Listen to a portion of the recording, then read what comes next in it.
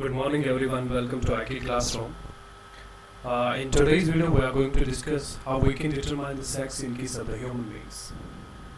So let's start our topic.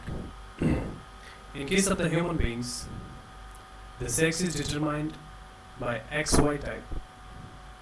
That means the sex determination in case of the human beings is XY type.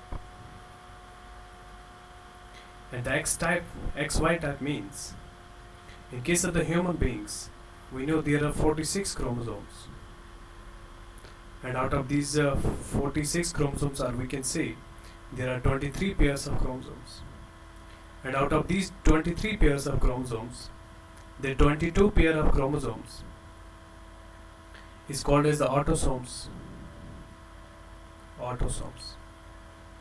and the last pair of the chromosome, that's the one pair, that's called as the sex chromosome. Now, sex chromosome is going to decide the sex. Now, this sex chromosome, this one pair of the sex chromosome, it can be XX or it can be XY. Now, if it is XX, we say it's the female. Now, if it is XY, we say it's the male. Now the question is why we say when it's XY, why we say it's male, and when it's XX, why we say it's a female. So let's understand the mechanism. What happens during 7th week of the gestational period.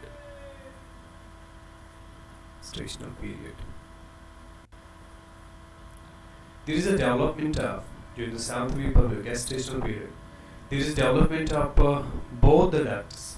So we can write it like this. There is development of both the ducts, that's Wolffian duct and the Mullerian duct. So there is development of the Mullerian duct and the Wolffian duct. Now this Wolffian duct, when it is stimulated, when it is induced, when it is developed, it will form the male reproductive system. And the Mullerian duct, when it is developed, it will form the female reproductive system. So both the ducts are developed during the 7th week of the gestational period. But what happens at the end of 7th week? The Y chromosome will play the role. Let's first discuss what will happen in case of the males. So in case of the males, if it's a male, so surely there will be the Y chromosome. So what happens with the Y chromosome? This is the Y chromosome. This Y chromosome has certain regions on it. The first region here is called as the PAR, that's pseudo-autosomal region. And the second region that's here called as the SRY, that is the sex determining region of Y chromosome. This sex determining region of the Y chromosome, when it will undergo transcription and translation,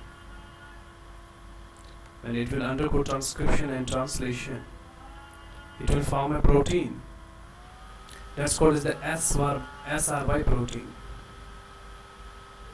This SRY protein is also called as the testicular determining factor. This testicular determining factor is going to stimulate the two types of the cells. One is the rich gonadal cells, and the second is the other gonadal cells. So it's going to stimulate the rich gonadal cells and the other gonadal cells. The rich gonadal cells, when they are stimulated, they will become the testosterone producing cells. So they will produce the testosterone. Although the testosterone is under the control of the HCG hormone, but here the rich cells are stimulated to form the testosterone. And the other gonadal cells, they are stimulated to produce MIS. Now we have two substances here, that's the testosterone and the MIS. Now let's see what's their role. Now the testosterone that's produced here, this testosterone is going to induce it will induce the Wolffian duct. And when it will induce the Wolffian duct, the Wolffian duct will ultimately form, or it will ultimately lead to the formation of male reproductive system. Male reproductive system.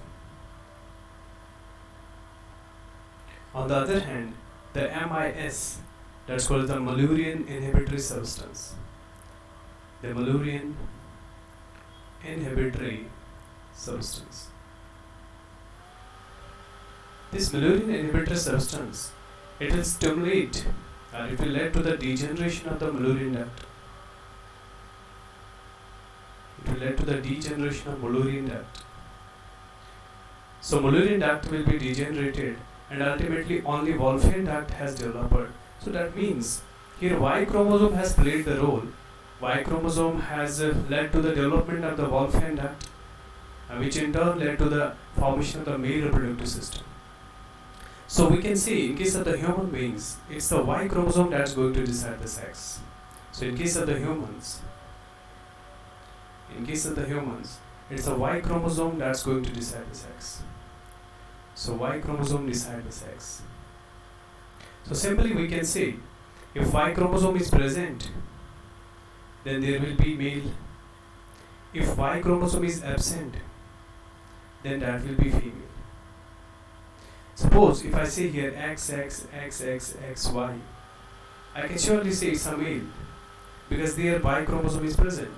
But if it is like this XXXXXXXX, then this is female, because we will say that this is female not because there are X chromosomes, but there is absence of Y chromosome, that's why it's female. That's why it's female. Now the question is, why is it female when it is XX? When it's XX means Y chromosome is absent. So when Y chromosome is absent, basically what happens? There will be no testosterone. There will be no testosterone, and there will be no MIS, Mullerian inhibitory substance.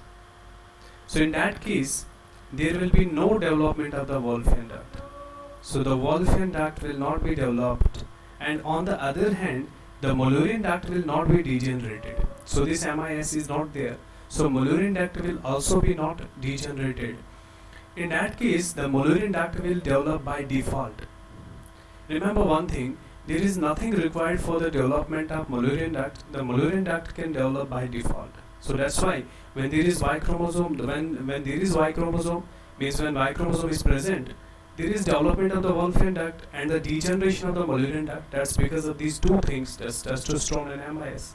On the other hand, when Y chromosome is absent, then there is neither testosterone nor there is MIS. So that will lead to the, by default, that will lead to the development of the Mullerian duct, and that will lead to the formation of the female reproductive system. So this is how sex is determined in case of the human beings. Okay, thank you.